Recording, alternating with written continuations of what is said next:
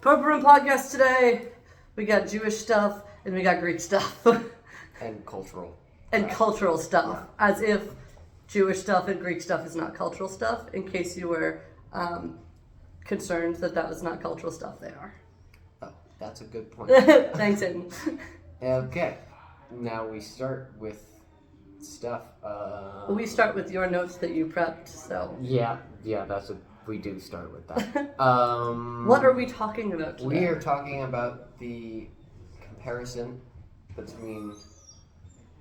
We're talking about a lot of things. We're talking about Greek myth influence, and we're starting with that as a comparison between the Akedah, which is like the binding of Isaac in the Bible, and Hagar, who is that's like a less known story, but it's also part of the same thing, and the comparison between the origin story of the Greek myth, the Golden Fleece. So we're talking about how mythology sprawls into culture, regardless of where it comes from, regardless of, what religion or nationality or origin, like myths impact culture, and we're using your Devat Torah speech and some other stuff to demonstrate that. Yeah. Is what it sounds like. Okay, got it. We got there, guys. Okay. Now shall I start? No, you shall start, okay. Yes. I don't run this, you do. I'm just here, man. The binding of Isaac. So we're starting with the story of Abraham. Yeah, starts out with, there are like 2 chapters to it. There's Hagar, which is the Abraham's, slave who he had a kid with, and that tracks for slavery. Then the binding of Isaac, which is him trying to sacrifice his son because God told him to. So let's go into chronological order. Yeah, start with Hagar. So Abraham and Abraham's wife wanted to have a kid, but she couldn't have a kid. So she was like, hey, you have a kid with this Egyptian lady that is our slave. And then he was like, yeah, I'll do that. Sounds like a plan. So they had a kid, and his name was... I don't remember. But he had a name. Fairly irrelevant. Actually, yeah, you can find that on your own if you want. Wait, Ishmael? That could be right. That could be wrong. Don't quote me on it. We won't. And then, so you already got a little stepmother thing in here, right? Which is going to come back in the Greek myth and also comes back in every Disney movie ever. It does. Evil stepmothers are like a cultural institution, people it seems. Really like to talk about them. So then, surprise, surprise, Abraham's actual wife can have kids. Cool. It's pretty slay. Mucho slay. Mucho slay? Is it mucho slay? And so they do, and that kid's name is Isaac. And then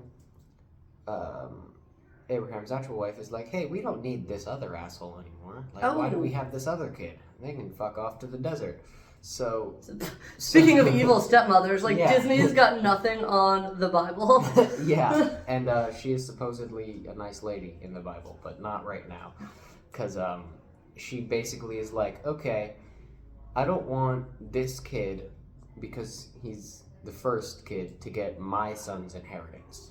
So we're not gonna kill them. We're just gonna send this infant and their mother into the desert with one skin of water. Well, that's like what are the Saw movies? I didn't kill him. I just put him in a trap where he would have to kill himself for his own life. So Abraham's wife was the original Jigsaw. Welcome to the Purple Room Podcast. Yeah, and also this theme comes up a lot in Greek myths too, where the story of Perseus, you have a prophecy. Hold on. Hi, Henry. We're in a class. What's up? Do you know where Jacoby is? I don't know where Jacoby is. I know Jacoby was looking for Terry earlier, so maybe start checking in Terry's room. Okay. Ladies and gentlemen, the Purple Room Podcast. Yeah. Welcome to self-directed learning, guys. Where was? Okay, yeah. Perseus.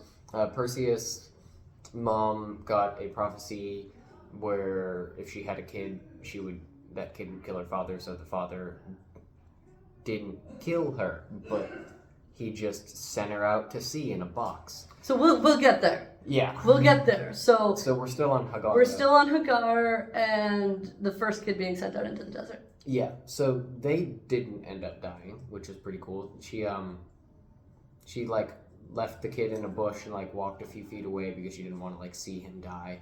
And then an angel came down and like Did angel stuff to it? did angel stuff and was like, "Wait, what are you doing? There's a well right over there that has been there the whole time. Stop the cap." Stop. And so they survived due to Angel wells. intervention from an angel, which we're gonna They get. use ex machina. Yeah, which we're gonna get again. So we have evil stepmother who tries to kill first wife kids because inheritance. Mhm. Okay. Now we got the second part of the story, which is God tells Abraham to sacrifice his kid to prove his loyalty, basically. Sounds So- like God.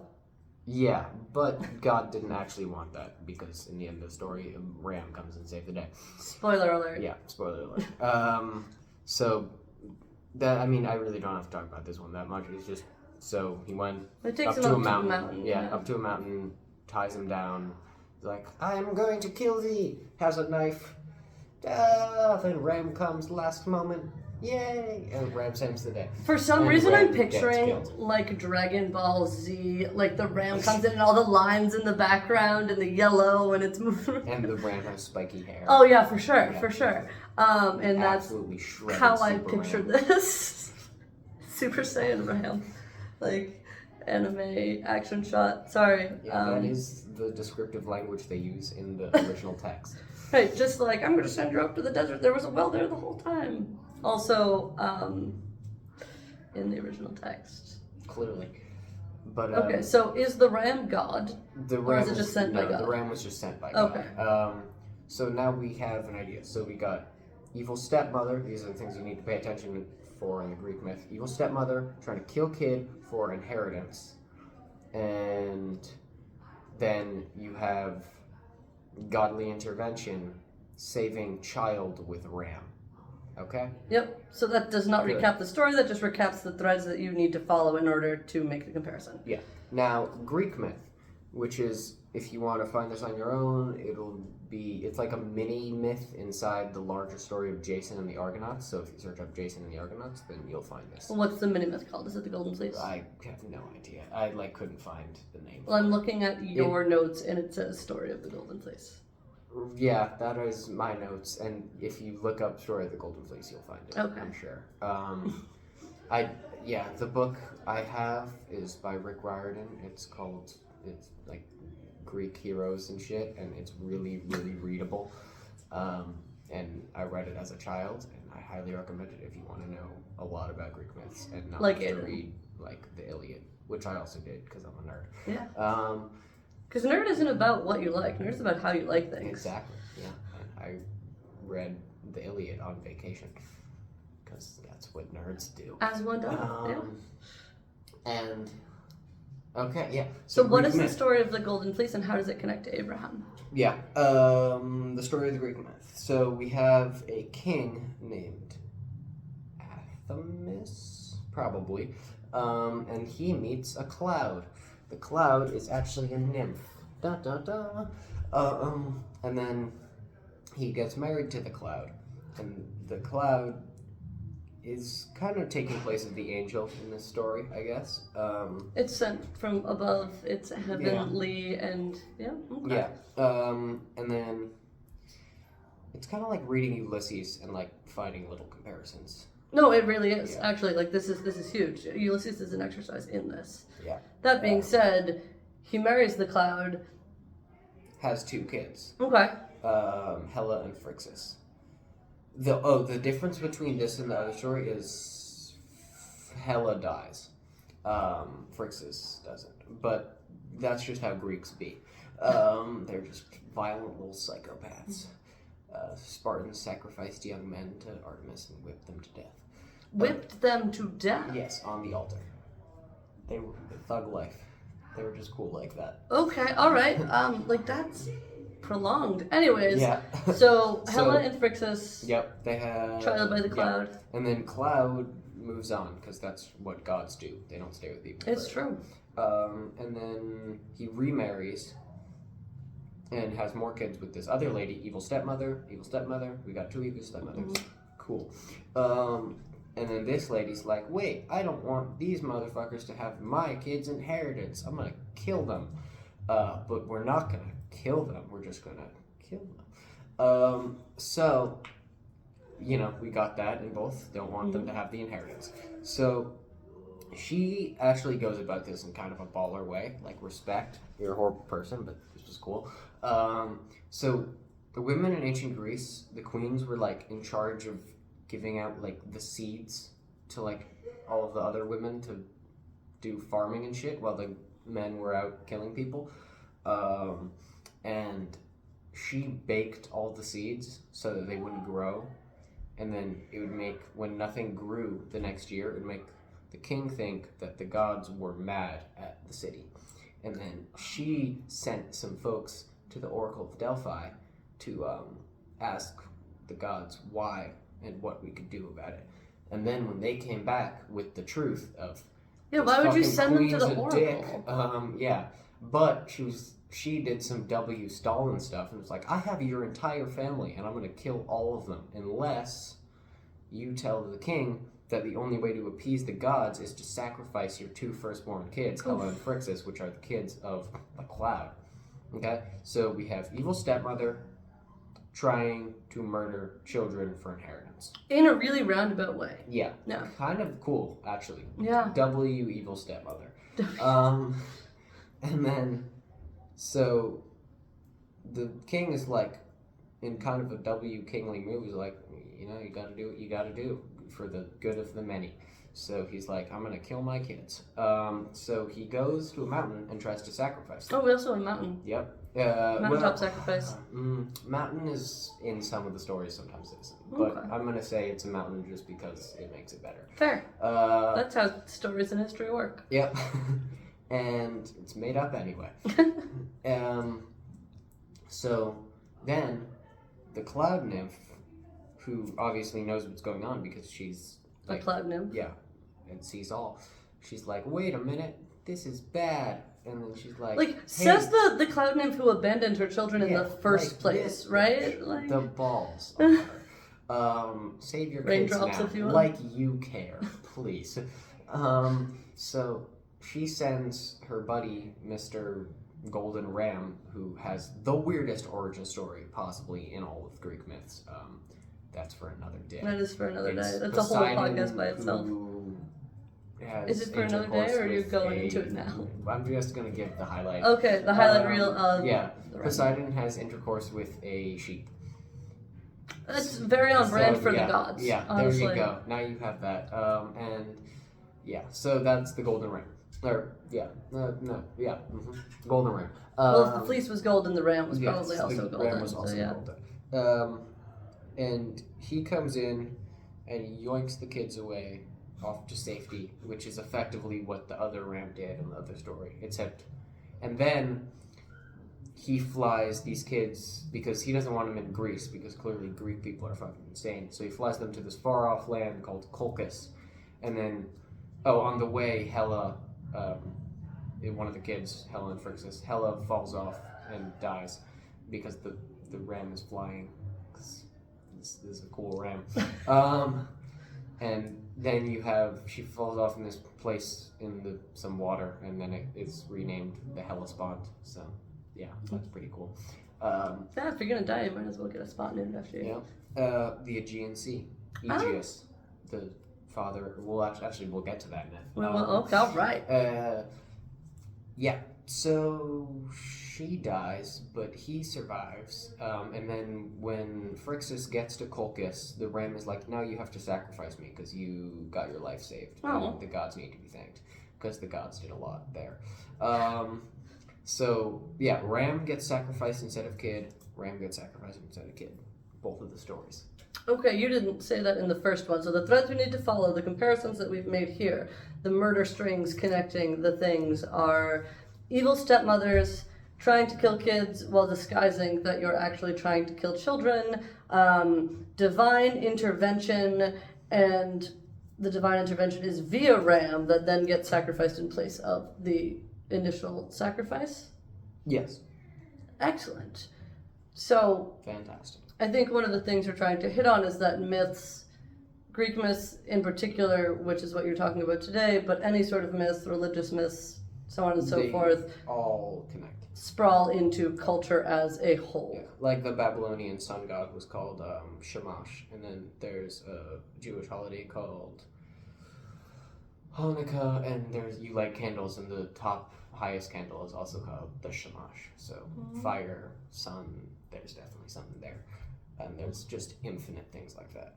There's a book by Joseph Campbell called The Hero's Journey that tracks the stages of a myth. Like, it outlines that all myths have these sort of 12 stages that I think you would be somewhat interested in. Okay, so we have that in that they sprawl into culture and how those two are similar. And then we've synthesized them. So give me some other examples. If all, or most, I can't say all, I don't know every myth in the world, but like if all myths have these underlying things, all myths can kind of be connected and later sprawl into culture. Give me some other examples of how they sprawl into culture. The Hunger Games is what comes to mind instantly. In that, You're going to need to elaborate. yeah, the Hunger Games, you have a rebel, or not, yeah, you have two armies that fought, two nations that fought. You have the capital and just the people. Everywhere else. Yeah, and everywhere else. They fought, capital wins, then just to keep everyone down and humiliate everyone, you take the best kids and kill them all. Now, in the story of Theseus, there's the whole bit where Theseus goes to Crete and kills the Minotaur in the labyrinth. Story of the Minotaur is yeah. also a really good Oh, gods that's doing things they shouldn't. Fucking weird. I don't remember quite literally. it fully, but yeah, it is insane. Just Daedalus, everything Daedalus was involved with was pretty weird. Daedalus' life, that poor Yeah. guy. And then, yeah, so in the Theseus myth, it's Crete and Athens. And Crete and Athens had a war, and Athens lost. And then Crete demanded 7 girls and 7 boys for every year to go into the labyrinth. Where the Minotaur lived. Yeah, which at the center the Minotaur lived. And there was also a lot of other nasty little stuff in there. And so basically you just send them to their death, and then with the Hunger Games you basically just send them to their death. Julian? No. Although one person survives in the Hunger Games, so you have like a hope, and like in the Minotaur thing, you could kill the Minotaur. You know, nothing's stopping you except for it's a massive creature and it's terrifying. Well, Theseus manages to. Yeah, but So that's another thing that Theseus connects. is a unit, and most people aren't Theseus. It's true, most people. And anyone who is someone else is not Theseus. Yeah. Welcome to the Program Podcast. So, yeah, that is another good connection. It's definitely ripping off Theseus 100%.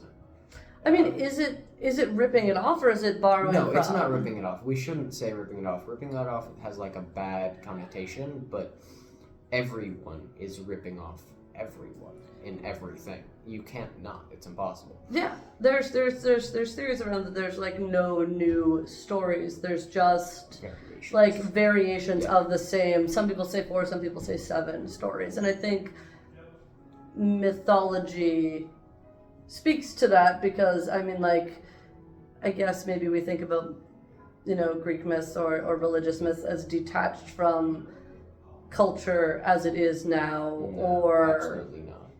exactly. Its influence goes beyond just stories. Like the Tower of Babel, you could say, is a allegory for communism. Could you? I think so. Okay, let's do it. Oh, I just got myself into some deep water now. Yeah, you did. I mean, you don't have to. I We can did. end the No, podcast I here. did come up with that, so I kind of want to back it up. The Tower of Babel, you have people striving for a utopia, and they're all working together, and they're trying to eliminate other cultures. Well, and they're just trying to build a become tower to Yeah. But heaven. there's other stuff like around it That's true. kind of gets glossed over, which is they're all speaking one language and they're all in one place, and this is all of humanity in this one place in the Fertile Crescent, somewhere in Iran. It's like in a valley in Iran. We actually know where it would be, Which is fun, so cool which to is me. fun. Yeah, like basically down to exactly which valley. We're not totally sure, but I think I don't know. You'd have to ask my dad. Natan, where's the Tower of Babel? And buy his book on Amazon, The Pearl and the Flame, $18. Okay. Shameless plug. I like that you plug your dad though. Like, And buy my merch, The Dead Confessions. I already Great did. band. Get on my level, Scrubs. Yes, do. It's a great level to be at. Okay, yeah, so Babel, communism. And then make it short. So they That's the hard try and do a utopia with no other cultures or languages, and then God's like, nah, fuck you, this doesn't work, that's not how humans work. And communism was also like, nah, fuck you, that's not how people do things. I see where you're trying to go with this. I think we need There's some more to it. refining. I think there's more to it, but probably not as much we can get today. But your thought process is sound because you're seeing how myths can be either mapped onto modern day culture, or not just modern day culture, any culture ever, and how they sprawl into things even today. Yeah, basically they're in the Bible is, well, I don't know about the Christian Bible, but in the Hebrew Bible, which is longer, you can basically find every archetype for every person on the planet. I believe that. I grew up Catholic, so I have some understanding of the Bible and less of the Torah. So, like with our powers combined, mythology happens, or like the Captain Planet of the Purple Room. It's pretty great. Although we are missing Islam, which I know nothing about. I also know very little about. Yeah, Habibi, that's a word in Arabic. That's about my knowledge. Okay, and on that note, that is where we'll end the Purple Room podcast, Mucho slay. where all topics are cool. Yeah.